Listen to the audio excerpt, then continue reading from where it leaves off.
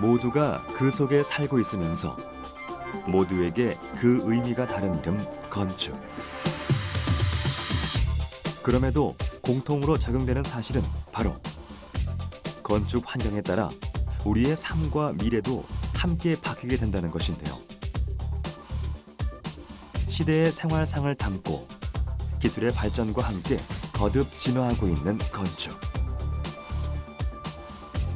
새롭게 창조되는 미래 공간과 나날이 발전해가는 건축 기술의 그 놀라운 변화를 만나보겠습니다.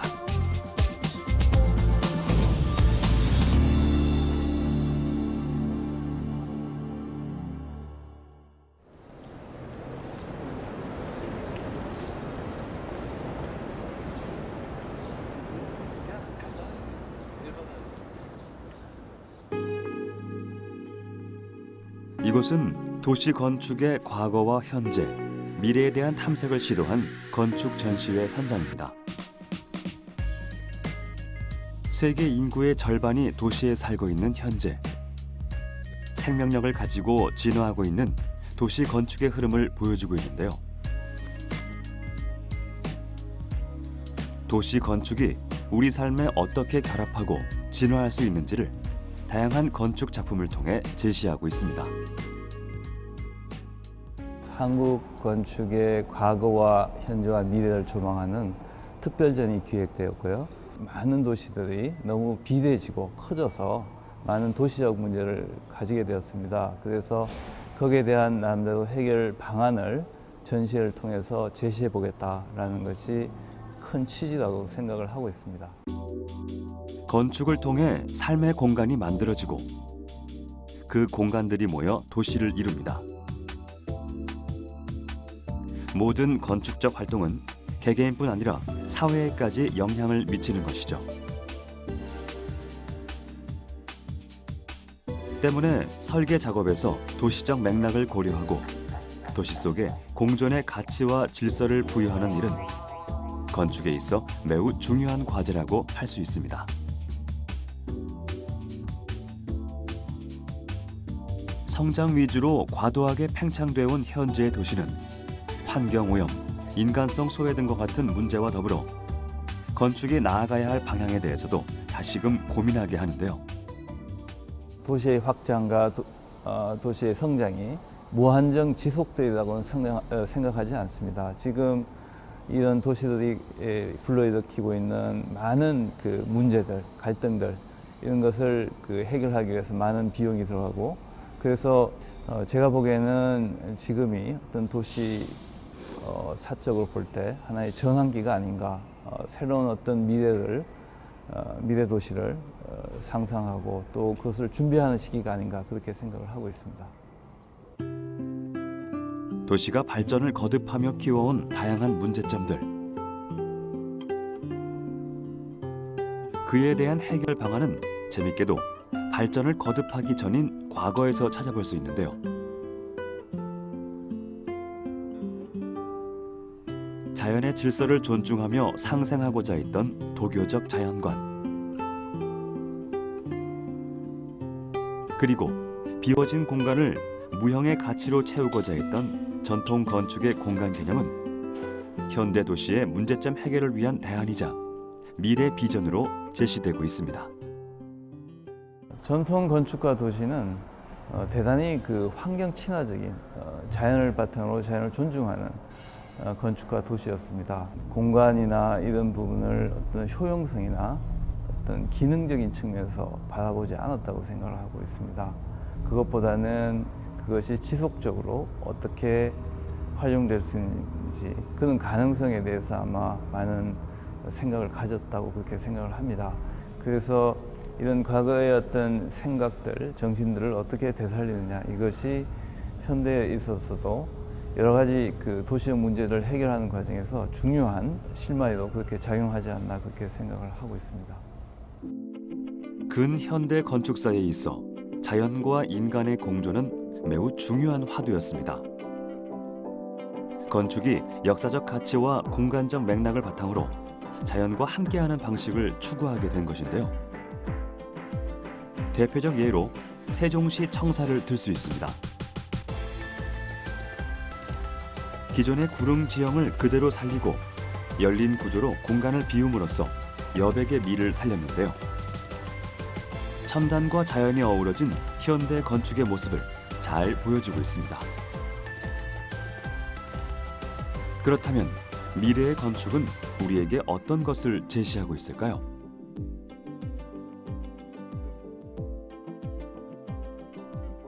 도시 과밀로 인해 점점 더 고밀화, 고층화의 과정을 겪고 있는 현대 건축. 거주자의 삶의 질보다 대량 공급의 가치가 우선시되고 있는 지금, 미래 건축은 지속 가능한 도시 공간을 위한 새로운 가능성을 제시하고 있습니다. 바로 진보된 기술과의 만남을 통해서 말이죠. 저는 그 기술적 진보가 계속해서 건축과 도시에 영향을 미치다고 그렇게 생각을 합니다. 빅데이터 기술이라든지 인공지능 기술이라든지 아니면 로봇이나 3D 프린팅 같은 기술이 건축의 접목이 되면서 새로운 건축과 도시가 만들어지리라고 생각을 합니다. 건축이 변화하는 환경에 적응하며 진화해 나갈 수 있는 것은 로보틱스, 인공지능 같은 미래 기술들이 새로운 영감과 가능성을 불어넣어주기 때문이라는 것인데요. 건축에 있어 유동적이고 효율성 높은 공간 구성은 미래뿐 아니라 현대에서도 매우 중요한 사안입니다. 이는 점점 더 심해지는 도시 과밀화 현상 때문인데요. 국토 면적의 17%도 안 되는 도시 지역에 전체 인구의 약 92%가 거주하고 있는 우리나라의 현황만 봐도 도시 과밀화의 심각성을 잘 알 수 있습니다. 이 때문에 주택 부족, 교통난, 환경 오염과 같은 문제점들이 발생하게 되고 결과적으로 오염돼가는 도시에 생명력을 불어넣고자 하는 욕구가 커지게 된 거죠. 사회가 지속적으로 좀 발전하다 보면 그 생활 수준이 높아지게 되는데 사람들의 그 건강이나 복지에 대한 욕구들이 또 증가한다고 볼 수가 있습니다. 친환경이라는 게 이런 두 가지 것들을 다 포함한다고 볼 수가 있는데요. 미래 건축은 이러한 그 지구 환경을 보호하는 거하고 같이 또 사람에 대한 그 건강 증진에 대한 요구들도 해소를 해줘야 되는데 그런 관점에서 미래 건축에서 친환경이 트렌드이자 또 키워드가 아닌가 그렇게 생각을 하고 있습니다.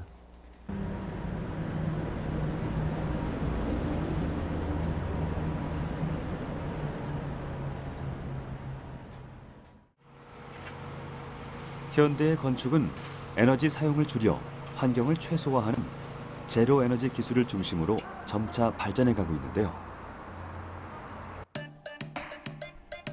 여름엔 외부 차양으로 뜨거운 일사를 막고 겨울엔 고성능 초단열 공법을 이용해 창호나 벽체 등에서 발생하는 열 손실을 차단합니다.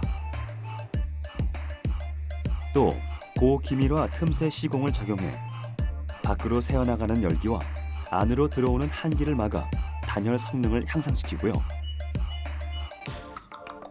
외부 유입 공기를 실내와 비슷하게 조절 공급하는 환기 장치를 통해 에너지 소비를 최소화하며 효율이 높은 공간을 만들어낼 수 있죠. 결국은 건물의 외피를 통해서 이제 손실이 되는 부분 때문에 이제 에너지를 사용하게 되는 거죠. 그래서 건물의 외피, 창이라든가 벽체의 단열을 고단열화를 하면 손실되는 게 최소화되는 거죠. 그래서 에너지를 최소화시킨 다음에 그래도 에너지가 공급이 필요하기 때문에 그것을 신재생 에너지로 공급을 하면 결국은 에너지 소비가 거의 되지 않는 이런 그 건물이 가능하죠. 태양열, 지열, 풍력 등과 같은 신재생 에너지를 이용하면 필요한 에너지를 자체 생산해 사용할 수 있는데요. 그 중에서도 태양열 에너지는 장비 설치와 유지가 간편하고 생산 효율이 높아 제로 에너지 핵심 기술 중 하나로 폭넓게 활용되고 있습니다. 전체 면적은 한 220제곱미터 정도 됩니다. 그러니까 면적이 넓을수록 그 생산할 수 있는 전력이 그만큼 늘어난다라는 것이죠.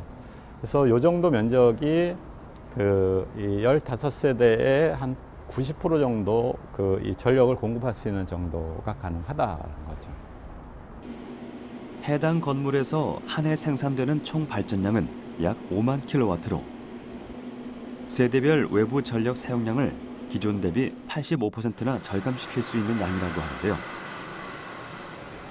이렇게 생산된 에너지는 난방 및 급당 에너지 공급을 위해 사용되고 난방 비용 절감과 동시에 환경 오염까지 줄이며 에너지 자립률을 높이고 있습니다.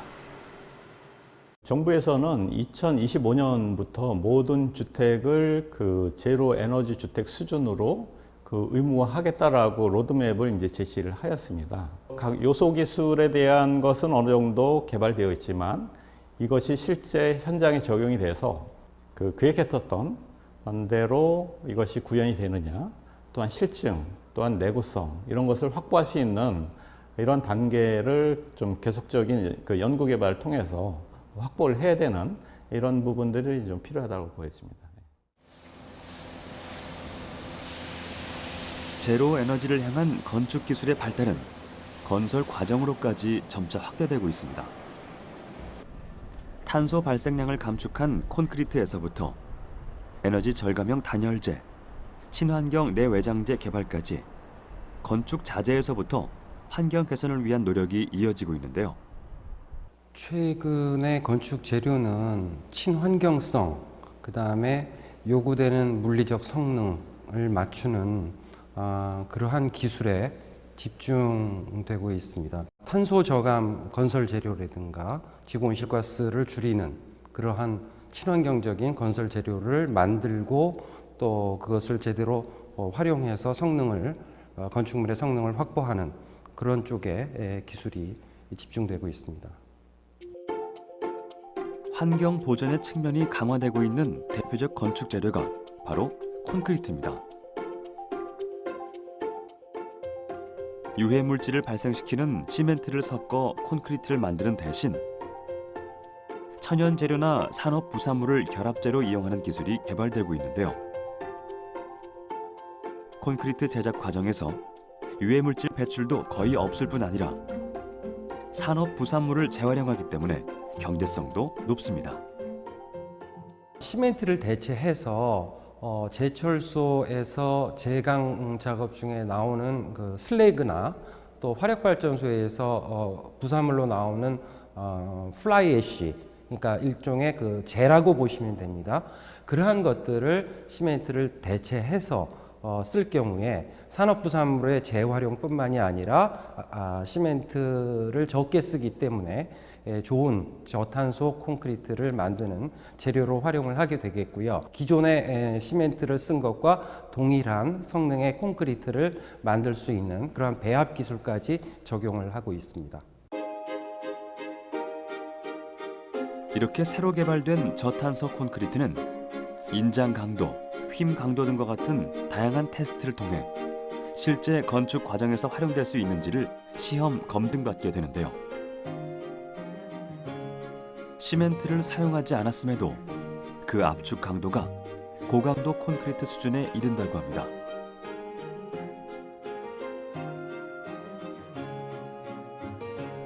이러한 시험을 거쳐 현장 활용성을 확인받은 후 실제 건축에 사용되는데요. 지금 보시는 이 건물이 바로 친환경 결합재를 사용한 저탄소 콘크리트 집입니다. 바닥부터 벽까지 모두 탄소 저감 재료로 시공됐는데요.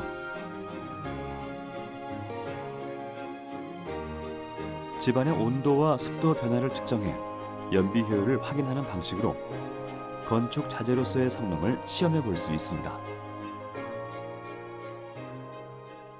2015년 우리나라 정부가 파리 기후변화 협약에 정식으로 서명하면서 기후변화 체계에 대응하기 위한 이산화탄소 저감 기술, 또 건물 에너지 저감 기술 등이 중요한 트렌드로 작용하겠습니다.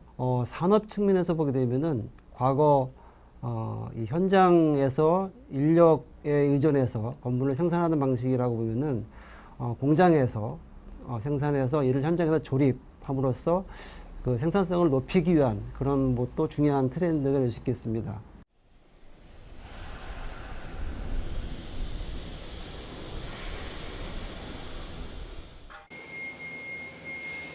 에너지 절감을 향한 건축 기술의 발전은 새로운 자재 개발뿐 아니라 새로운 방식의 건축 공법으로까지 이어지고 있는데요.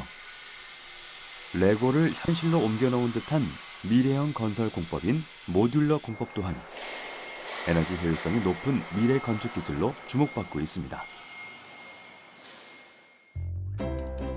모듈러 공법이란 기본 골조와 설비, 배선 등 건물의 약 80%를 공장에서 미리 제작한 후 현장에서 조립하는 방식으로 건물을 짓는 신개념 건축 방법을 이룹니다. 건설 부지의 기초 작업과 건물의 시공이 동시에 진행될 수 있어 일반 철근 콘크리트 공법에 비해 공사 소요 시간을 획기적으로 단축할 수 있죠. 여기 데크를 이제 까는 거예요. 모듈러 공법의 특징은 설계 단계에서부터 찾아볼 수 있습니다.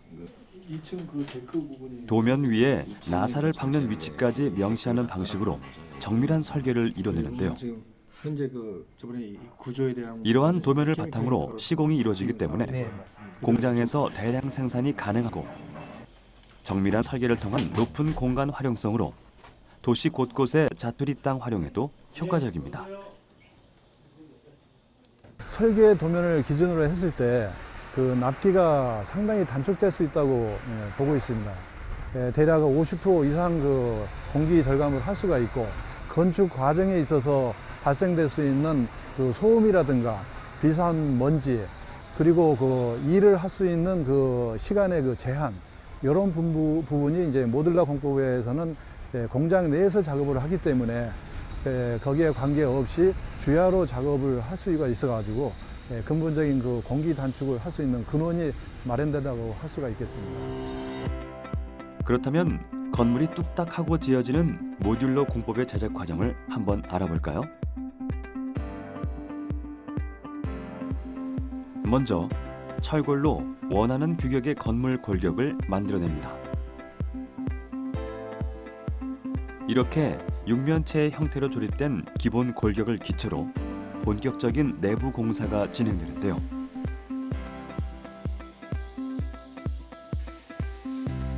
바닥, 벽체 등을 얹고 전기 배선, 창호, 온돌 등의 설비를 설치하죠. 여기에 단열재를 붙여 냉난방 시스템을 갖추고 마감재로 마무리해 공정을 마칩니다. 정밀한 설계와 단열재를 활용함으로써 냉난방의 효율도 높고 짧은 공사 기간으로 건축비도 크게 절감할 수 있다고 하는데요. 지금까지는 집을 공사 현장에서 짓는 시대였다면 이제는 공장에서 만드는 시대가 된 것이죠. 모듈러 공법으로 시공된 건축물은 일반 주거의 목적뿐 아니라 긴급 구호의 목적으로도 활용됩니다. 최소한의 공정을 통해 단시간에 집을 완성할 수 있고 이동과 설치가 간편해 재난 발생 시 긴급 구호 주택으로 공급이 가능하죠. 이 긴급 구호주택은 최소한의 주거의 질을 확보하면서 동시에 신속하게 공급을 하고 또 그러한 역할이 다 한 다음에는 다시 이동이 돼서 다시 재사용되고 재활용될 수 있는 모듈러 공법의 특징을 살릴 수 있는 구호주택이라 할 수 있겠습니다. 모듈러 공법을 통하면 갑작스런 재난 상황에도 공장에서 대량 생산해 필요 수량을 효율적으로 공급할 수 있고요. 빠른 현장 시공을 통해 약 3시간이면 필요한 장소에 설치가 가능하다고 합니다. 공장에서 내외장 마감은 물론 생활에 필요한 가구와 인테리어까지 모두 갖춘 상태로 출하할 수 있어 현장 설치만 끝나면 바로 일상생활이 가능한 주거 공간이 됩니다. 주방, 욕실, 침실까지 모두 갖춰져 있어 내부만 봐서는 일반 주택과 전혀 다른 점을 찾을 수가 없네요. 이렇게 모듈러 공법은 획기적이고 효율적인 건축 과정으로 미래 건축의 핵심 기술 중 하나로 손꼽히며 새로운 패러다임을 제시하고 있습니다. 건축 기술의 발전은 도시를 키우고 도시는 4차 산업혁명을 통해 계속 진화하고 있는데요. 이러한 변화의 바람은 건축계에도 미치고 있습니다. 현실과 가상 공간의 융합을 특징으로 하는 미래 기술을 바탕으로 건축의 시작인 설계 과정에서부터 스마트한 변화가 일어나고 있다고 하는데요.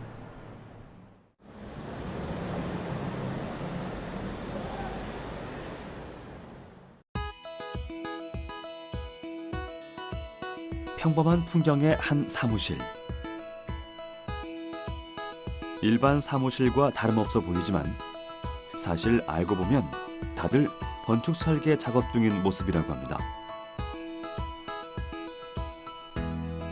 컴퓨터 하나만 있으면 건축 설계가 가능하다는 것인데요. 이는 새로운 건축 설계 방식인 BIM을 통해 가능합니다. 빌딩 인포메이션 모델링의 약자인 BIM은 건물의 정보를 담고 있는 디지털 모델로 종이 도면인 2D에서 디지털 화면인 3D로 설계 방식이 한 차원 높아졌습니다. 예전에는 이제 기술이라고 하는 게 이제 2차원적인 기술만 사용을 했는데 이제 빔이 도입하면서 이제 3차원적 기술을 사용하게 된 겁니다. 예전에도 사용을 했지만 그것은 어떻게 보면 그림 형태, CD 형태고 이제 정보를 담음으로써 이제 한순간에 모든 관련된 정보를 3차원이라는 모델을 통해서 모든 것을 그 인티그레이션 시키겠다 이런 개념이거든요. BIM은 단순히 3D 설계 형상을 만드는 기술이 아니라 건축물의 생산부터 폐기될 때까지의 모든 정보를 생산 관리할 수 있는 통합 도구로서 기능합니다. 작은 부품의 정보부터 시작해 건설 사업 전 과정에서 생성되는 모든 정보가 데이터베이스로 저장되기 때문에 필요할 때마다 언제든 확인이 가능하죠. 공간을 보면서 그 도면에서 보지 못했던 정보를 확인하는 그런 게 첫 번째 있을 거고요.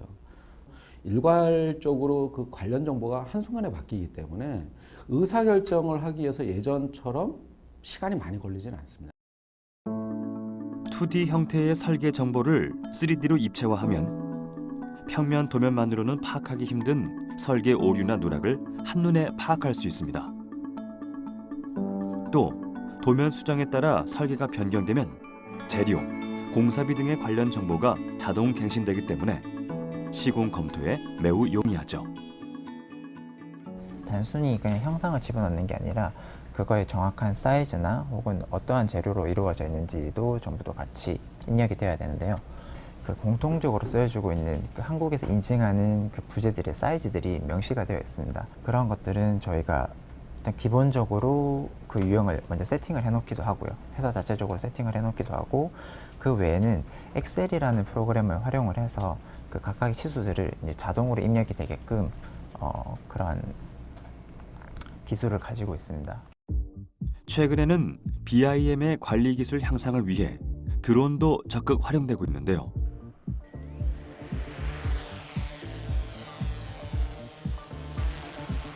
고층이나 접근이 어려운 건물 외부 상황을 파악하는 데 매우 용이합니다.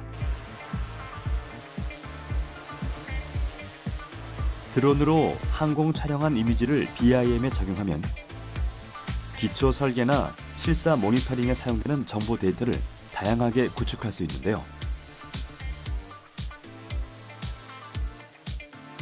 이를 통해 보다 더 정확한 건설 관리와 시공 현장 파악이 가능해지는 것이죠. 한 건물 프로젝트에 대한 모든 정보를 담고 있는 그런 개념이기 때문에 최신 기술들과 접목해서 활용할 수 있는 부분이 상당히 많습니다. 예를 들면은 그 드론 같은 경우에 활용이 되는 케이스는 사람이 직접 사진을 찍을 수 없다거나 현장을 확인할 수 없는 경우들이 많이 발생을 하게 되고요. 그런 부분에서는 드론을 띄워서 카메라를 가지고 레이저 스캐닝을 한다거나 사진을 찍어서 뭐 지형 데이터를 활용을 한다거나, 그리고 VR 같은 경우는 어떤 가상현실이기 때문에 직접 사람이 체험해보지 않은 거를 미리 체험할 수 있게 해준다는 장점이 있습니다. 3D 형상을 보여주는 BIM 기술에 VR 기술이 더해지면 사용자가 직접 설계 데이터 속으로 들어가 가상의 건축물을 체험할 수 있게 됩니다. 또 취향이나 목적에 따라 새로운 정보를 적용시켜 공간의 변화를 실시간으로 파악할 수도 있죠. 이렇게 설계 관련 소프트웨어 기술은 건축을 한층 더 업그레이드 시키며 발전하고 있습니다.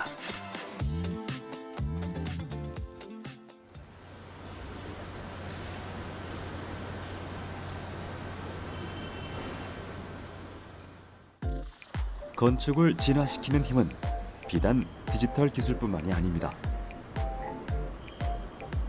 도시 재생 방식으로 조성된 역사 문화 공간인 돈이문 박물관 마을. 이곳에서 진행된 건축 비엔날레에서 한정된 자원을 공유하며 자연과의 공존을 모색하고자 하는 미래 건축의 비전을 찾아볼 수 있었는데요.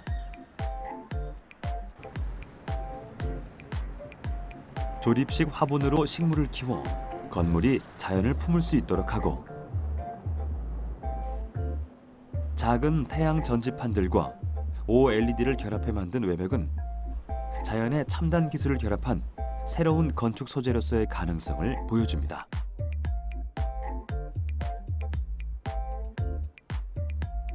자연 재료를 이용해 건축 구조물을 직접 재배 생산할 수 있는 것도 미래 건축의 모습 중 하나라고 하네요.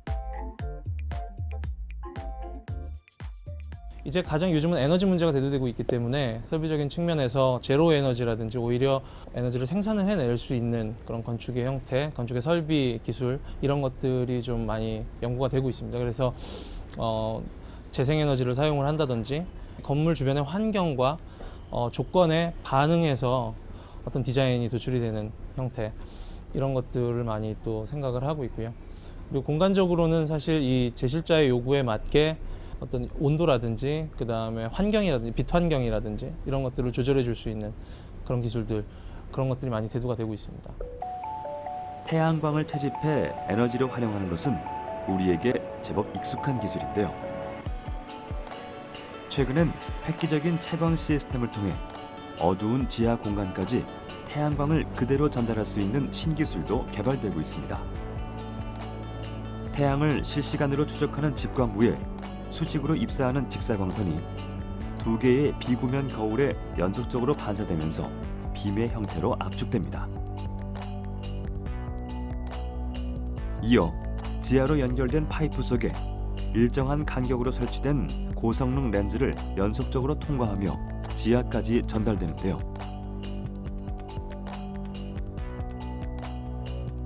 마지막으로 파이프 끝 반사판을 통해 압축됐던 빛을 분산시켜 채광하게 됩니다. 자연 그대로의 태양광을 차갑고 어두운 지하 공간까지 전달해 따뜻한 생명이 자라날 수 있게 하는 자연 채광 기술.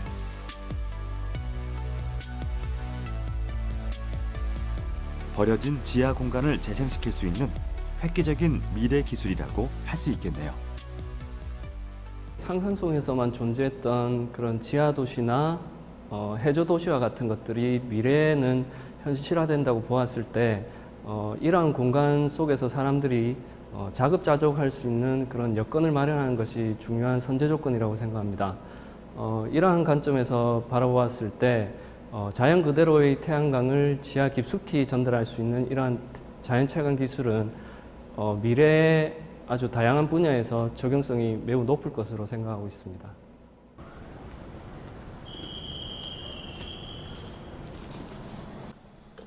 미래 건축 기술은 공간에 새로운 생명력을 채워주기도 하지만 공간 자체가 직접 생명력을 갖고 움직일 수 있기도 합니다. 보이시는 구조가 이제 제실자의 요구에 맞춰서 이 구조물들이 변할 수 있다라는 개념을 보여주고 있고요. 이제 건축 구조물 자체가 딱딱하게 그냥 고정이 되어 있는 게 아니고 그 안에 있는 제실자의 요구에 따라서 아주 부드럽게 자연스럽게 같이 움직일 수 있다라는 그런 기본 개념을 가지고 만든 전시입니다. 기본적인 그 구성 자체가 건축 구조랑 같습니다. 그래서 이것들이 이제 연구가 조금 더 진행이 된다면 앞으로는 움직이는 건축에 대한 것도 보실 수 있지 않을까라는 생각을 해봅니다. 미래의 건축물은 철근으로 고정된 현대의 구조를 넘어 사람들의 요구에 따라 자유롭게 변형될 것이라는 비전을 제시한 자율형 건축 로봇.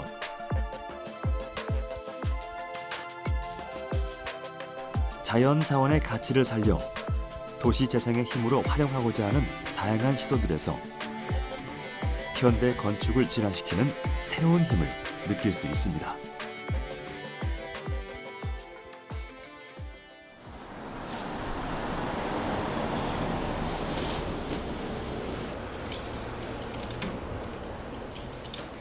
단순 고정형의 딱딱한 건물들. 우리가 생각하는 일반적인 건축의 모습인데요. 하지만 살아 움직이는 건축에 주목하는 건축가가 있습니다. 공간과 IT의 결합이라는 번뜩이는 아이디어로 새로운 건축물을 창조하는 하태석 건축가인데요. 그는 주변 환경에 따라 스스로 움직이고 변화하는 건물들에서 미래 건축의 비전을 발견하고 있습니다. 우리 삶이 계속 일정하지가 않잖아요. 우리 하나의 공간도 뭐 지금은 뭐 일을 하다가 또 뭐 미팅을 하기도 하고 그런 상황에 맞춰서 건축이 전 적응 가능하면 좋겠다는 생각을 언제나 하고 있습니다. 그래서 가만히 불변하는 게 아니라 가변화되고 상황에 따라서 적응 가능해지고 내가 뭘 하는지를 알고 나한테 제안을 하기도 하고 날씨가 변할 때 건축이 스스로 자기의 인면을 조절하기도 하고 마치 하나의 생명체처럼 살아 숨쉬며 원하는 대로 모습을 바꾸는 건물. AI 시스템이 주거 환경을 스스로 분석, 통제하는 것을 컨셉으로 하고 있는 하태석 건축가의 작품으로 내년 완공을 목표로 건축 중이라고 합니다.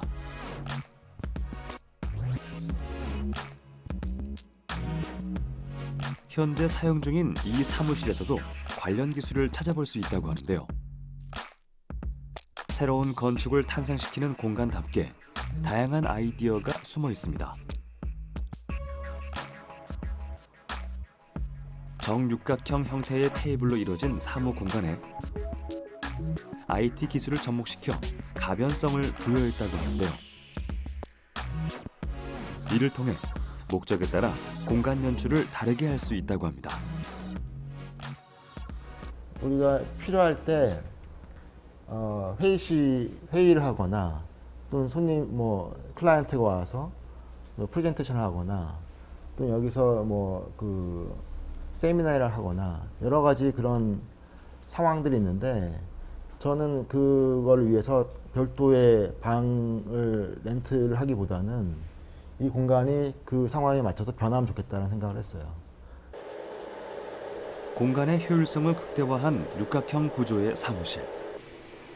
전용 스마트폰 앱을 이용해 필요에 따라 공간의 모습을 자유롭게 변형되도록 조정할 수 있는데요. 건축에 IT 기술을 더해 공간이 생명력을 갖고 살아 움직이는 창조적인 형태로 구성될 수 있도록 합니다. 열리는 걸로 건축과 정보통신 기술의 결합. 상황에 따라 변화하며 환경에 반응하는 건축 형태는 미래 건축 방향의 하나로 제시되고 있습니다. 집 주인이 원할 때 명령을 내려서 변화할 수 있는. 근데 그런 걸 갖추기 위한 테크놀로지를 보면은 이제 인공지능 스스로 생각할 수 있는 그런 능력을 갖춰야 되고요. 그리고 이제 명령을 내려서 움직이려고 그러면은 로보틱스가 들어가야 돼요. 로봇 공학이 들어와서 집이 이제 좀 움직이기 시작합니다. 그래서 키네틱 파사드, 그리고 이 액추에이터나 모터들을 명령을 내려서 컨트롤하기 시작하죠. 이렇게 LED 반응하듯이 속도의 베리에이블을 여기서 사물 인터넷의 개념을 접목시킨 살아 움직이는 건축에 있어 외부 환경을 인지, 판단하는 기술은 무엇보다 중요합니다. 코딩은 지능형 건축 기술이 잘 작동할 수 있도록 하는 핵심적인 프로그래밍 과정인데요. 인터랙션 작업에 유리한 게임 엔진을 사용하여 구조물과 사람의 상호작용이 보다 긴밀하게 이루어질 수 있다고 합니다. 건축은 역사적으로 보면은 기술과 되게 밀접해 있었어요. 그래서 그 당대 최고 기술들이 건축에 사용이 되고, 그런 기술에 의해서 건축의 형태가 결정이 되고 그 공간이 결정이 되기도 했는데, 지금 저는 당대 기술은 이제 IT 기술, 이 건축에 접목을 했을 때 어떤 가치를 만들어낼 수 있는지에 집중을 하고 있습니다. 첨단 IT 기술과 융합해 시시각각으로 반응하는 공간을 만드는 일은 무엇보다 그 속에서 살아가는 사람들의 행복한 삶을 위한 일일 것입니다. 결국 건축이란 보다 나은 삶을 바라는 인간의 바람과 기술의 접점에서 새롭게 진화하는 것은 아닐까 싶네요.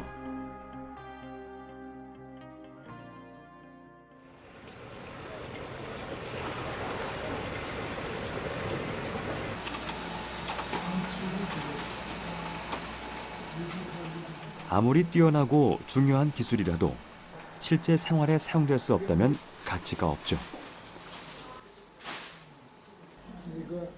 새로운 기술의 가능성에 주목하며 끊임없이 건축을 진화시켜 나가는 건축가 유걸. 그가 가장 주목하고 있는 것도 바로 실용성입니다. 설계부터 시공까지 오롯이 그 속에서 생활할 사람을 생각하며 지속 가능한 삶과 사회를 위한 작업을 이어오고 있는데요. 유려한 곡선으로 이루어진 비정형적 공간. 열린 구조 속에서 느껴지는 드라마틱한 공간미.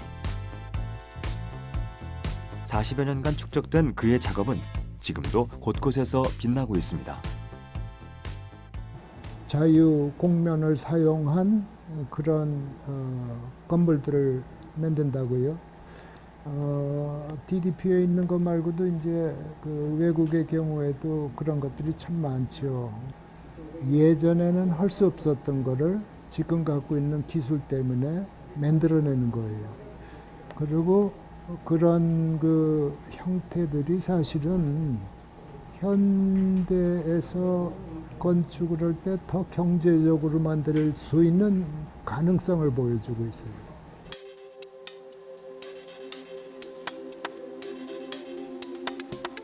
그는 건물을 디자인할 때 비전형적인 자유 공면을 많이 사용하는데요. 공면 형태는 시야를 확장시키고 다이내믹한 공간 구성을 가능케 해 현대 건축에 있어 더 경제적이고 기능적인 공간 구성의 가능성을 보여줍니다.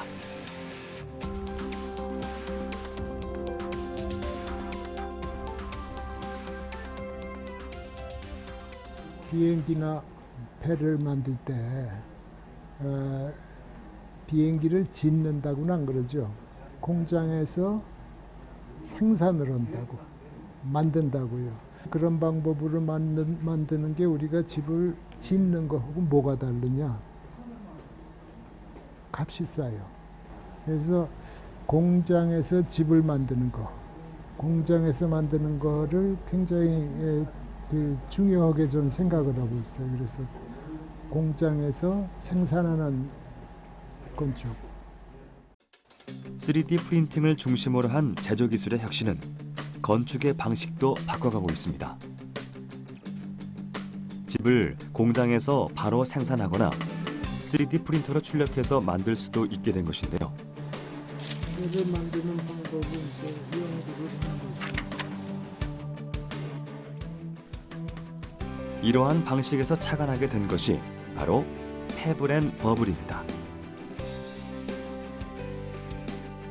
공장에서 뚝딱 만들어 어디서든 설치할 수 있는 조약돌 모양의 주거 공간으로 여러 개를 조합해 간편하게 마을을 구성한다는 아이디어를 담았습니다. 표준형을 하나 만드는 거예요.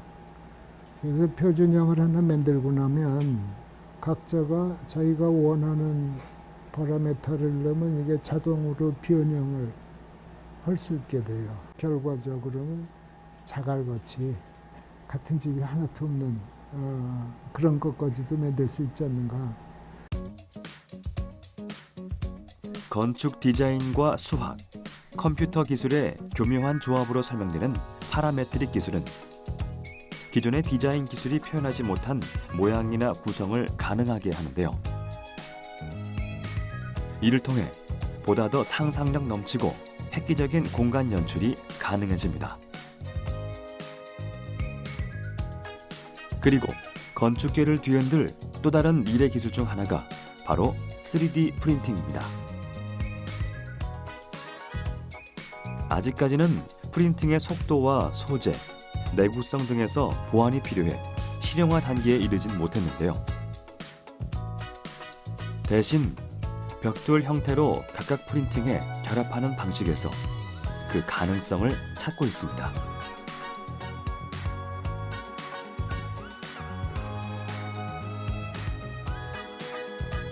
기술의 발전은 예전엔 상상할 수 없었던 새로운 가능성을 선사하고 더 진보된 방식으로 상상을 현실로 만들죠. 삶의 꿈을 현실로 가져오는 작업이라 하는 건축.